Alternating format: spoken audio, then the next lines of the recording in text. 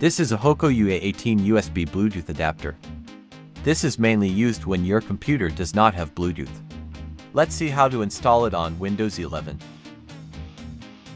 First, plug it into your PC's USB port.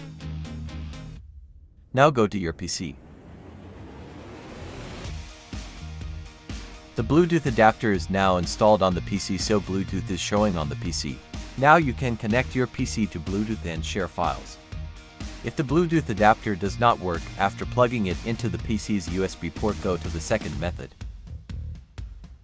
Unplug the Bluetooth adapter from here and plug the Bluetooth adapter into your PC's USB 2.0 port.